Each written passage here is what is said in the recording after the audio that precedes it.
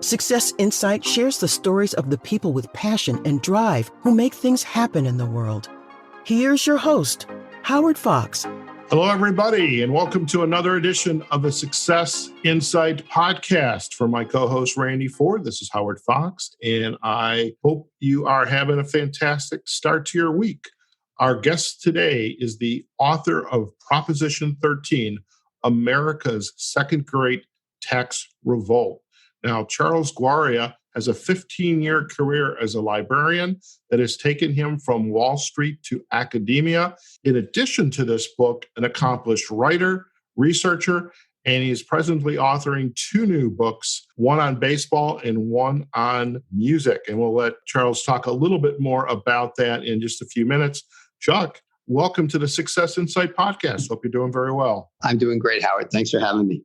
So tell us a little about your background and going into library science, and spent quite a decent career, both on the Wall Street side, which I'm curious of how interesting that was, but then going into academia and really pursuing that vocation, and then how you got into becoming an accomplished author. So share a little bit about your story. Sure. I originally was going to be in education. I was going to be a teacher. Got in front of the classroom a couple of times in high school, at the high school level, and realized that it was not for me. My wife at the time had suggested being a librarian. And when I looked into it and saw that corporate libraries were around, I was like, okay, this sounds like a great opportunity. The way I got to Wall Street, I was going to Queens College, to CUNY School in New York City. And believe it or not, 1996, they were still putting job advertisements on billboards, like with the little push pin, and they had all the jobs. And there was a job for Lehman Brothers. And I applied there as a library assistant because I was still in library school. Got hired and worked there through 2003. So I was not there when they crashed. Good. Yes. So, Charles, you spent your career as a librarian, getting the education in library science, and, really in the spirit of disclosure, I actually have quite a few friends here in Chicago that were in library science. And I know with the economic downturn after the events on Wall Street that, just the whole role of libraries, library science, it became a highly coveted job. There just weren't opportunities out there. And how did you go from Wall Street into academia? When I was let go at Lehman, I spent a good 13, 14 months applying for jobs. I did get a part-time job at a school out east on Long Island called Dowling College. Applied at Long Island University, interestingly enough, not knowing that I was going to have to write as a part of the job. And when I was being interviewed by the dean, she said to me, "Do you have writing samples?" And I had written an article for Stony Brook University, which is where I got my bachelor's. I had written an article for their newspaper, and I had a website about baseball. And I said, "That's all that I have." So she looked at it and she hired me. And it's quite amazing to think that I went from I probably wouldn't have even applied for the job had I known I had to submit writing samples, to now I'm an author. I really owe it all. I'll give her full credit. Constance Wu, who is still working at Long Island University, she's the one who hired me. And I give her full credit because I probably wouldn't be here if it wasn't for that. Well, we'll give a shout out to Constance Wu, and if we can find her on LinkedIn, we'll even link her as well. Absolutely.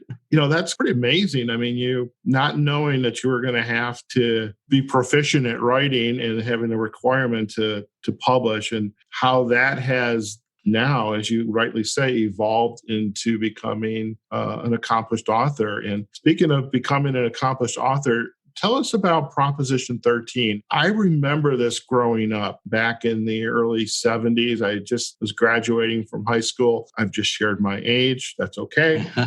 But I remember this, and it was a big deal in California. And as the book title alludes to, it's had some long-lasting impact. So share more about how you came to write this book, and what are your thoughts on the subject and where we are today as a result of it. Sure. How I came to write the book, actually, I was co-authoring an article on libraries and the economy. And I noticed quite often two areas, Ohio and California, were constantly coming up as library systems that had financial issues. So we had decided I was going to take California and she was going to take Ohio. my co-author on that article. And I found out that the reason most of the time, the blame for library financial difficulties in California tied back to Proposition 13. So that's how I got interested in this proposition. Can you share a little bit for our listeners? What was Proposition 13, just so we bring them up to speed? Yes, Proposition 13 is a property tax cut that cut, on average, property tax per household by 57%. So if the government doesn't have that money coming in, it looks to cut services. It could not, by law, cut the fire department, the police department. Where do they cut? They cut parks. They cut, fixing that lamp at the end of your street corner that's been out for 2 weeks. Maybe now it's going to be out for 4 weeks because they can't get to it because the politicians would blame Proposition 13, and they would cut libraries. Right. So that's how it all tied together. How did it come to be? California is one of the states that has referendum. Sometimes it's called initiative. They can put anything they want on the ballot. They, the people, can put anything they want on the ballot as long as they get enough signatures to do that.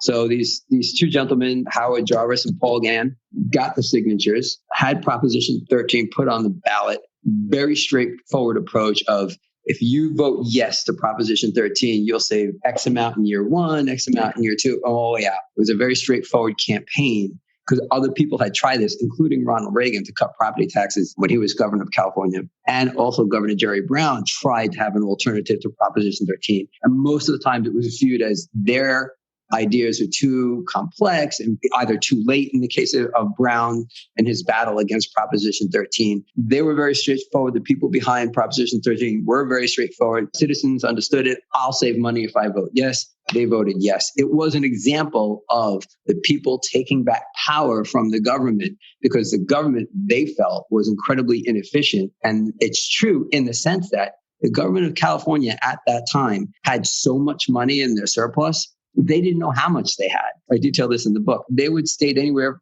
we have a $3 billion surplus to as high as $9 billion. They couldn't figure out. So the people said, this is inefficient. We got to do something about this. They're taxing us more and more. Our property taxes are going up and up and up, and they don't even know how much they have. So they took back the power. It wasn't a panacea. There are pros and cons right up till today. It's still the law. In fact, it's going to be voted on again, not this November, but November 2020. There are two parts to Proposition 13, just to get into the weeds a little bit. There's the commercial part and there's the residential. Nobody wants to touch the residential because, the politicians don't want to annoy their constituents. But the commercial part might be changed, and that's up for vote next year. So this is still very relevant. And that's where I could give an extra plug to the book. That's where I think this book is super important, because if you want to know what you're voting on next November, this book does give you the history right up until today of how Proposition 13 started, the pluses and the minuses of all. So an ideal reader for this book is any resident in the state of California. Right. It's any resident in the state of California. We also go into different states up into Washington and Maine. They also had similar laws. So we examined those. In fact, quite a few, I believe it was in the high teens, roughly 17, 18, shortly after Proposition 13 passed, tried to enact some form of a property tax cut as well. That's why it's called America's Second Great Tax Revolution. It, according to some folks, started the conservative movement of cutting taxes that I think roughly runs from 1978 to 1988 and helped Ronald Reagan get elected. So there's a lot behind this. I get into all that. A lot of highlights. When you're talking about California, you're talking about kind of rock star governors like Jerry Brown and Schwarzenegger. All those people are included in the book as well. So I'm curious, with this book and Proposition 13, as you just stated, the impact of this proposition, this initiative, has resulted in similar movements taking place around the country and has been perhaps the birth of the conservative tax cutting movement.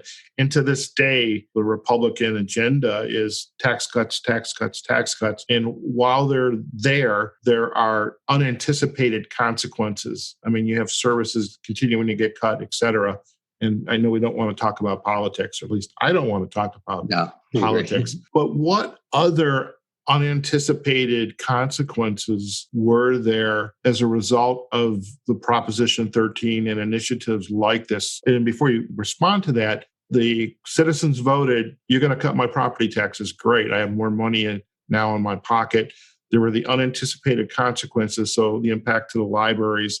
What other impacts did you come across as you were doing the research and in the writing of the book? Well, one of the unanticipated consequences was more power wound up going to the state government from the local government. All of a sudden, the state government had the power of the purse strings, right? If the local government was receiving those property taxes and they don't get those property taxes anymore, they were getting a bailout. Interestingly enough, Governor Brown, who was against Proposition 13 until it passed, all of a sudden became a born-again tax cutter after it passed. And this, to his credit, he wanted to help bail out the local districts. The state, because of that surplus, was giving money to the local government. However, they said, you want this money, you're going to have, it wasn't an unfunded mandate. You want this money, here's what we want from you. There were strings attached to it. At the time that the people were grabbing back power, the local government actually lost power. So that was an unintended consequence. And they used to have to, in a sense, go to Sacramento, the capital of California, with their hand open and asking for money. Unfortunate consequences beyond that, parks. It hurt the parks and recreation. Probably a lot of people didn't see that coming. Some parks were closed. Some parks simply weren't cleaned. It also, when we focus on libraries, because the book is focused on libraries and beyond that, but the main focus, of course, is how it affected libraries and how libraries manage their budgets, etc. A lot of the communities that it hurt minorities is what I'm trying to say. Minorities were using civil service work at that time to rise up, to have a career. Minorities were using the libraries more than the upscale community, because if you lived in an upscale community, you typically could buy the book. If, the poorer communities, which at that time at least were largely minority, were not able to buy the book. They needed to get the book free. Basically in 78 it was books. And they needed to get the book free, and the libraries were closed or the hours were cut, and therefore they were less able to access information. Thank you for sharing that. And now you actually raised the point, and I do want to provide an opportunity for you to share about this. How have libraries survived and innovated, because they're still very relevant today? I mean, just up the street from me, we have the Harold Washington Library in Chicago, and it's still a very vibrant building, though not maybe the best looking building, but libraries are still around. They're still with us. They're still being built. So what are the innovations that took place that have allowed them to survive, just given this drastic cut to their annual budgets? Libraries are places of community now more than ever. When you go to a library, so I mentioned 1978, it was largely books that were in question. California was really just starting getting network computers. Today, you can sign out from a library. It's called the Internet of Things. And you can sign out from a library art. You can sign out from a library kitchen appliances. So if you're entertaining, for instance, and you wanted to bring in some art, you could do that.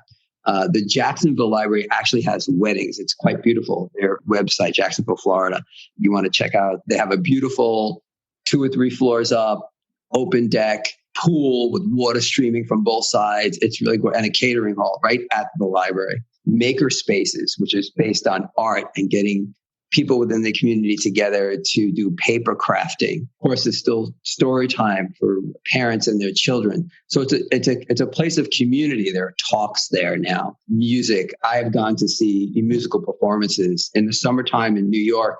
They'll have outdoor concerts. So the library is more of a community than ever before, which keeps it alive.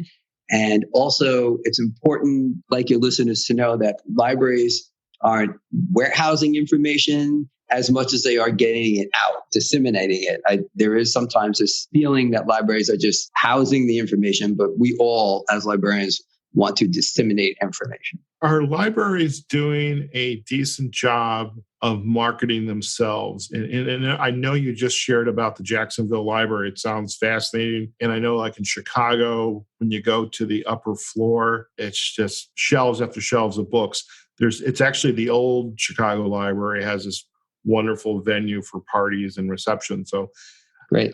What are they doing today to market themselves? How are they using the social media and event opportunities? Any unique ways that maybe they are on the leading edge of marketing and community? I mean, over and above what you've just shared. Right.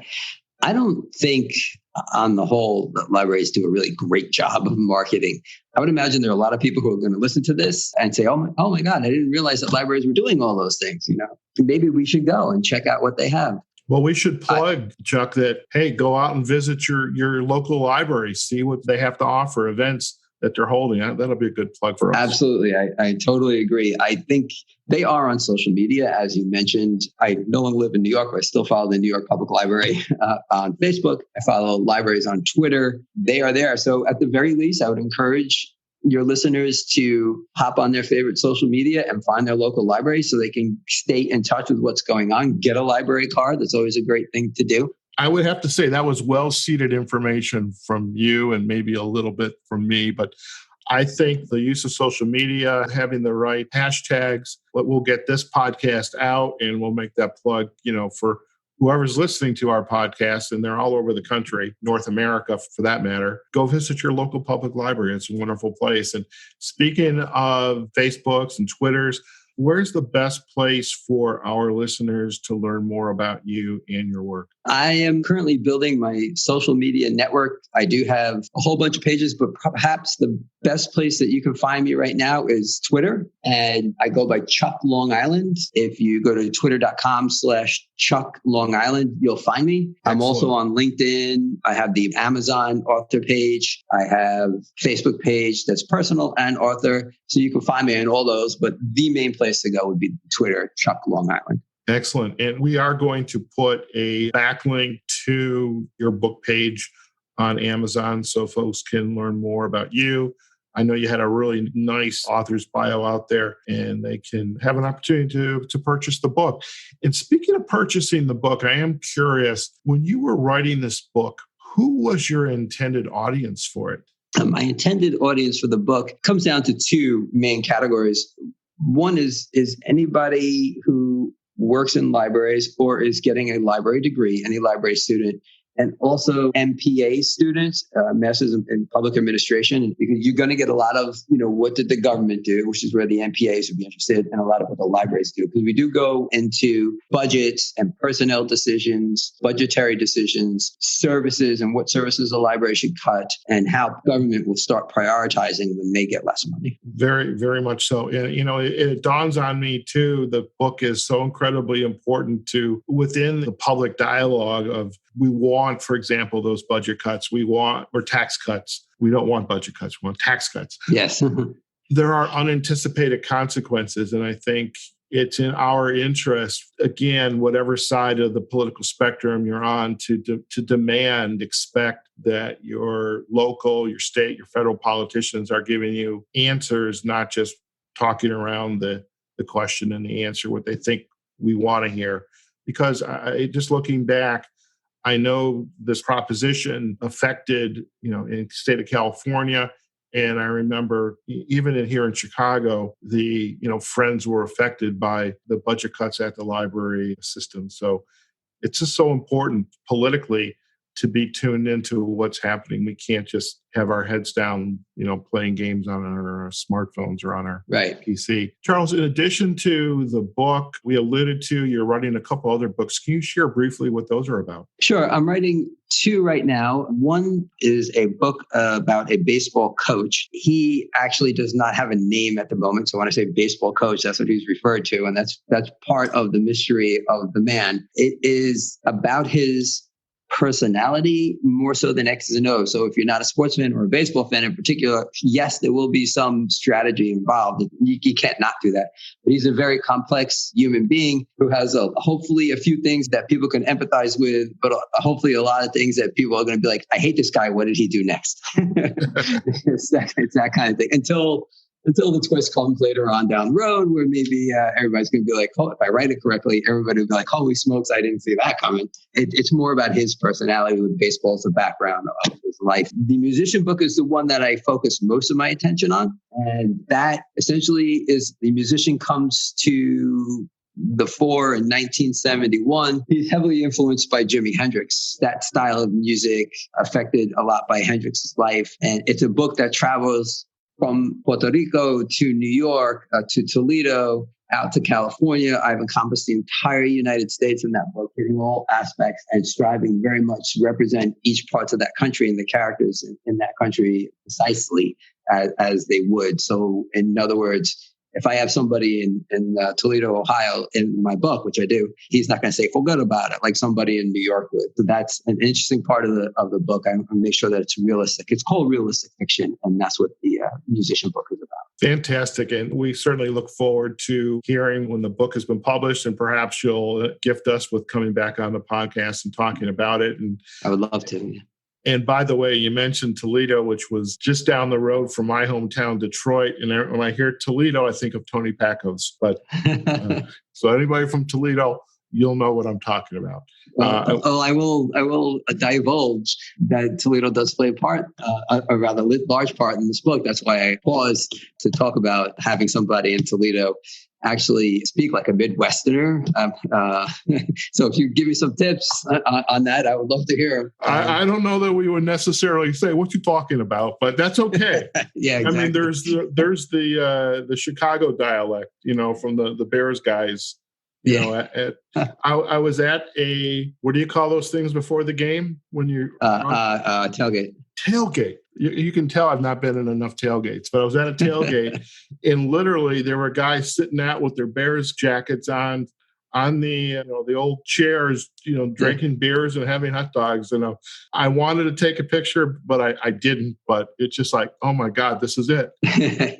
Chuck, I really want to thank you for taking time out of your busy day to come to the Success Insight podcast and share about your work and the book, Proposition 13, America's Second Great Tax Revolt. Again, we're going to share backlinks to the book page on Amazon.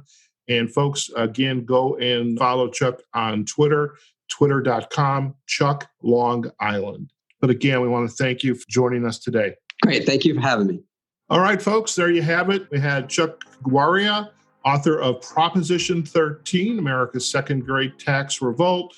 We learned a lot about how voting on an initiative, a proposition, can have some unanticipated consequences. And in some cases, it has put these entities, these public entities that we depend on, such as libraries, in a position to have to redefine themselves and what their mission is. And libraries, at least here in Chicago, it sounds like down in Jacksonville, are thriving. And so I would certainly encourage you, I know Chuck encourages you to go out and learn more about your local public library as well. So for my co-host, Randy Ford, this is Howard Fox. Wherever you are, whatever you're doing, go out there and have a phenomenal day. Thank you.